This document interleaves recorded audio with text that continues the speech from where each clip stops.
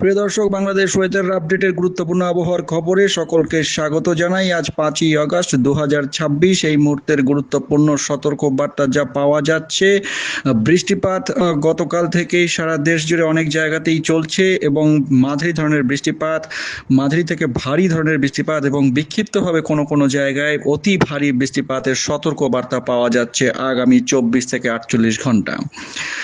প্রায় দেশের সম্পূর্ণ অংশ ঘন মেঘে ছেয়ে রয়েছে এবং উত্তরাঞ্চলে এই বৃষ্টিপাতের উপস্থিতি বেশি করে লক্ষ্য করা যাচ্ছে রাডার মানচিত্র থেকে।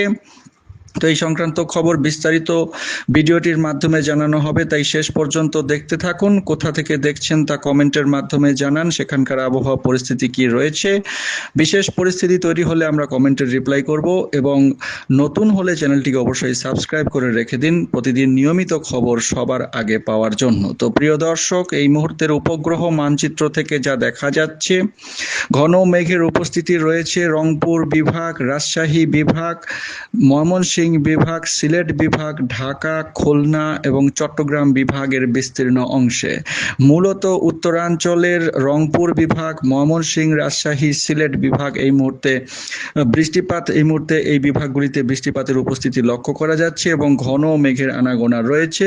তাই বৃষ্টিপাত আগামী 24 ঘন্টা অর্থাৎ আজ 5ই আগস্ট সারাদিন এবং আগামীকাল সারাদিনে এই অংশগুলিতে বৃষ্টিপাতের পরিমাণ যথেষ্ট বেশি থাকবে। তো কোথায় কিরকম বৃষ্টিপাত হতে পারে এবং মৌসুমী বায়ুর অবস্থা কি রকম রয়েছে সেটা আমরা দেখে নেব। উপগ্রহ চিত্র থেকে মৌসুমী বায়ুর অক্ষের বর্ধিতাংশ দেশের উত্তরাঞ্চলের ওপর দিয়ে বিস্তৃত হয়ে মধ্যাঞ্চলের ওপর দিয়ে বিস্তৃত হয়েছে এবং উত্তর বঙ্গোপসাগরে বিস্তৃত রয়েছে। আরও একটি অংশ উত্তরাঞ্চলের ওপর দিয়ে বিস্তৃত হয়ে আসাম পর্যন্ত বিস্তৃত রয়েছে। মৌসুমী বায়ু বাংলাদেশের ওপরে সারা দেশেই সক্রিয় অবস্থায় দেখা যাচ্ছে এবং মৌসুমী বায়ুর সক্রিয়তার কারণে আজ 5ই আগস্ট সরাসরি বজ্রঝড়ের মানচিত্র থেকে দেখে নেব কোথায় কীরকম বৃষ্টিপাত হতে পারে। মৌসুমী সক্রিয়তার কারণে আজ 5ই আগস্ট ভোরের মধ্যে দেখা যাচ্ছে রংপুর বিভাগে বৃষ্টিপাতের সম্ভাবনা, ভারী বৃষ্টিপাতের সম্ভাবনা রয়েছে অনেক জায়গাতেই।